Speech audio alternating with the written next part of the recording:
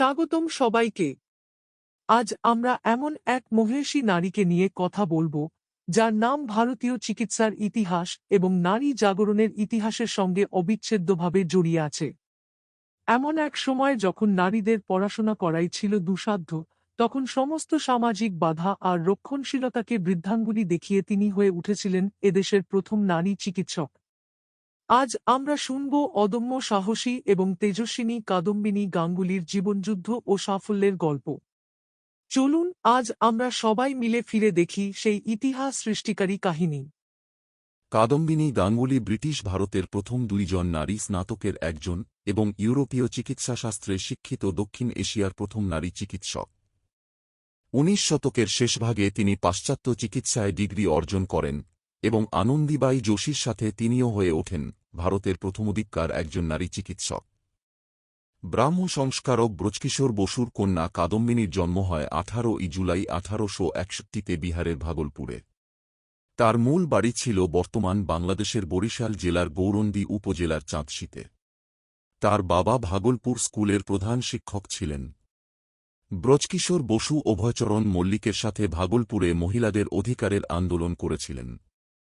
তারা মহিলাদের সংগঠন ভাগলপুর মহিলা সমিতি স্থাপন করেছিলেন ১৮৬৩ খ্রিস্টাব্দে। এই ঘটনা ছিল ভারতে প্রথম।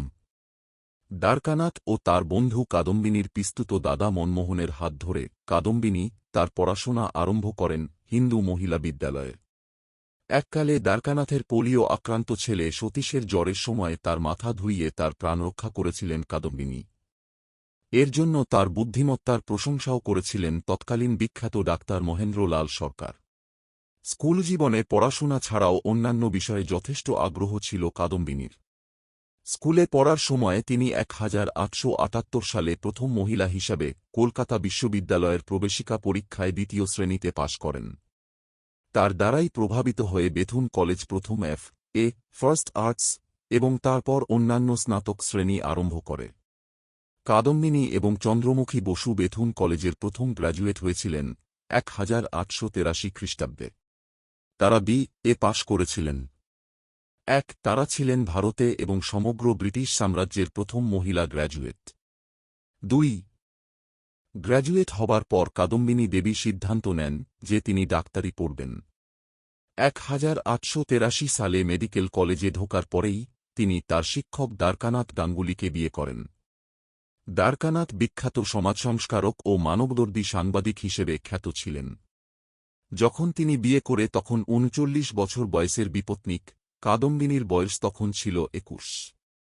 কাদম্বিনী ফাইনাল পরীক্ষায় সমস্ত লিখিত বিষয়ে পাশ করলেও প্র্যাকটিক্যালে একটি গুরুত্বপূর্ণ বিষয়ে অকৃতকার্য হন।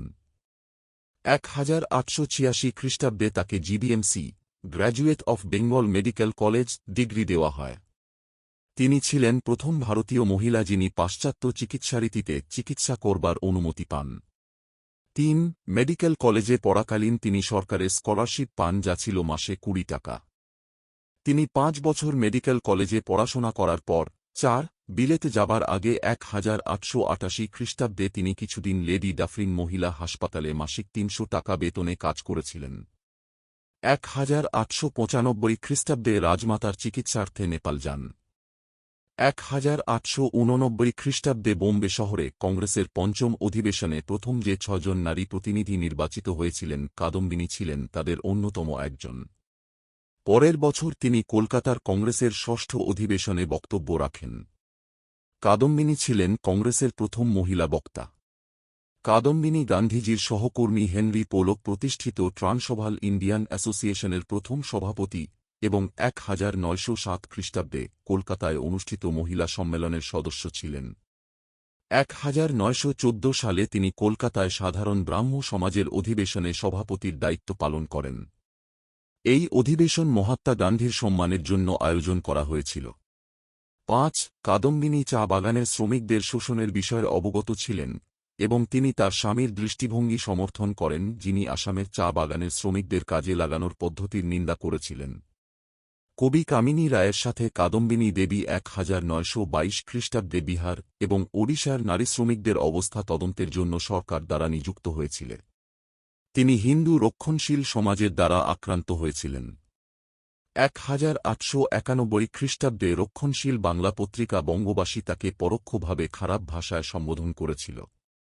কাদম্বিনী এর বিরুদ্ধে মামলা করে যেতেন।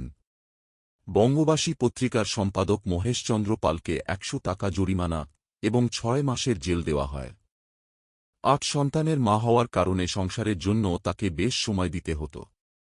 তিনি সূচিশিল্পেও নিপুণা ছিলেন। বিখ্যাত আমেরিকান ইতিহাসবিদ ডেভিড কফ 6 লিখেছেন, গাঙ্গুলির স্ত্রী কাদম্বিনী ছিলেন তার সময়ের সবচেয়ে সফল এবং স্বাধীন ব্রাহ্ম নারী। তৎকালীন বাঙালি সমাজের অন্যান্য ব্রাহ্ম এবং খ্রিস্টান নারীদের চেয়েও তিনি অগ্রবর্তী ছিলেন।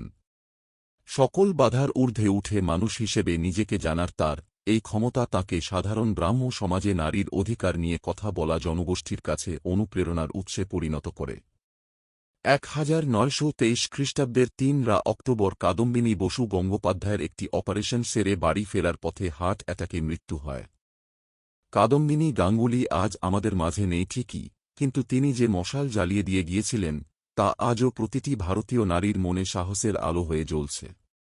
তিনি প্রমাণ করে গেছেন যে ইচ্ছাশক্তি আর ধৈর্য থাকলে সমাজের কোনো অন্ধকারী মানুষের সাফল্যের পথে বাধা হতে পারে না। চিকিৎসা বিজ্ঞানে তাঁর অবদান এবং নারী জাগরণে তাঁর তেজস্বী ভূমিকা আজও আমাদের সমানভাবে অনুপ্রাণিত করে। বিনম্র শ্রদ্ধায় আমরা স্মরণ করি এই অদম্য সাহসী নারীকে। গল্প পাঠে ও গল্পের সূত্রধার রিক। কাদম্বিনী গাঙ্গুলির এই অসামান্য লড়াই আপনাদের কেমন লাগল? কমেন্ট করে অবশ্যই জানাবেন। আর এই ধরনের আরও ঐতিহাসিক ও অনুপ্রেরণামূলক কাহিনী শুনতে আমাদের চ্যানেলটি সাবস্ক্রাইব করে পাশে থাকবেন। ধন্যবাদ।